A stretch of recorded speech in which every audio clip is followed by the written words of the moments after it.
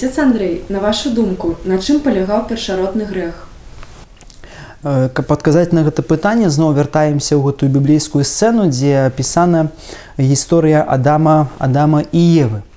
І вельмі часта на катэхезе я задаваў гэтае пытанне і дарослым, і дзецям, і падлеткам, каб аналізуючы вось гэты фрагмент, яны самі адказалі, якім адным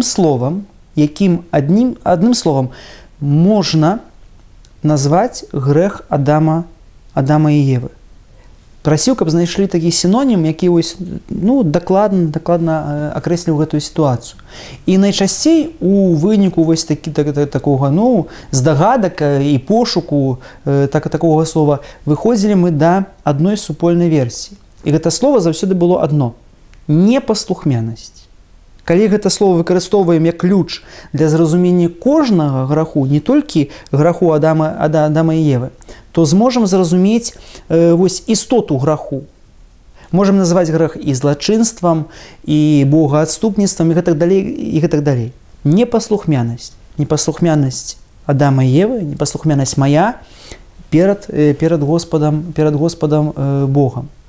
Вельмі часта, каб зразумець вось гэтую сцэну грэхападзення Адама і Евы, трэба нам зразумець, што Бог, калі стварае чалавека, кожнага чалавека, таксама нас, сучасных людзей, то дае вялікі дар нам вольнасці, свабоды. Бывае, што задаем пытанне, а дзе гэта бачна ў гэтай біблейскай сцэне, што яны свабодныя, што яны вольныя? Так, яны маюць свой рай, гэты сімвал Божага благаслаўлення, могуць яго апрацоўваць, могуць выкарыстоўваць свае творчыя нейкія здольнасці, маюць права размнажацца, Бог іх благаславіў, а дзе гэтая вольнасць? І тут успамінаем дрэва, якое было пасярэдзіне раю, і з якога Бог сказаў, што з гэтага дрэва вы не можаце спажываць пладоў. Усё табе дазволена, усё тваё, але гэта дрэва, з яго пладоў не спажывай. І гэта дрэва, калі б гэтага дрэва не было, то чалавек сапраўды не меў бы магчымасці, можна сказаць, такой альтэрнатывы, каб прыняць нейкае іншае рашэнне, быць з Богам альбо быць без Бога, быць паслухмяным альбо непаслухмяным. І гэта можна перанесці, гэта сцэна, яна пастаянна актуальна. Чаму? Таму што Слова Божае пастаянна актуальна.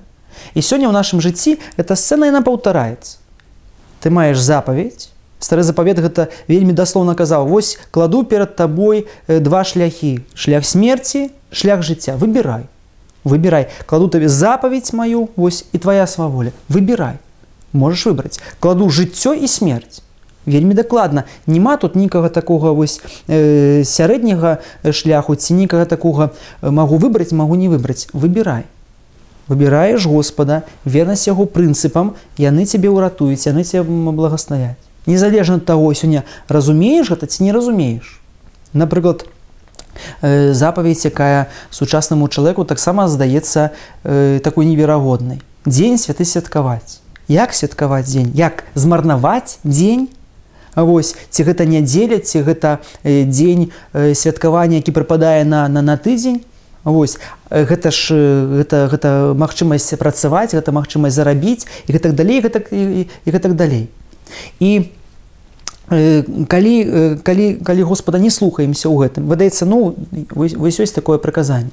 Тады трапляем у гэтую пастку таго, што працуем, што прыходзіць запрацаванасць, стома, пазней не маем часу на адносіны з другім чалавекам, не маем часу на адпачынак, уже не гаворачы пра тое, каб мець час, каб памаліцца і быць з Господам. І так можам кожную нашу такую правіну, нашу непаслухмянасць у гэтую схему укласці і паглядзець, як гэта адбываецца. Ева, яна спакусілася на тое, тое, што давяло яе да непаслухмянасці. Спакусілася словам змея-спакусіцеля сатаны, падманшчыка, які заўсёды з'яўляецца падманшчыкам, які які пастараўся Еву пераканаць, што Бог, які даў вам усё, вось у гэтым дрэве якраз усё-то і схаваў. І так сканцэнтраваў яе увагу на гэтым вось забароненым пладзе, што яна спакусілася і сапраўды паверыла, прыняла гэта верай, што Бог ад чалавека нешта хавае. І мы бачым, што мы часы так у жыцці правяраем запаведзі. Но не можа Бог сказаць, вось, што не чужа ложь, не пажадай жонкі бліжняга свайго. Як это Бог не можа шкадаваць маладым людзям вось гэтай фізічнай прыемнасці, напрыклад, перад шлюбам. Што яму шкада? Вось. Пачынаем прабаваць. Прыходзіць нечаканая, непланаваная цяжарнасць, разарванне адносінаў, пытанне пра думкі пра аборт і гэтак далей, гэтак далей. Тая самая схема, якая правяраецца, паўтараецца ў розных сітуацыях. І таму гэта слова вось варта запамятаць з гэтай біблейскай сцэны, непаслухмянасць. Бог просіць найчасцей і гаворыць так, прамаўляе да нас так, што нават калі не разумееш, застанься паслухмяным. Разуменне прыйдзе трошкі пазней.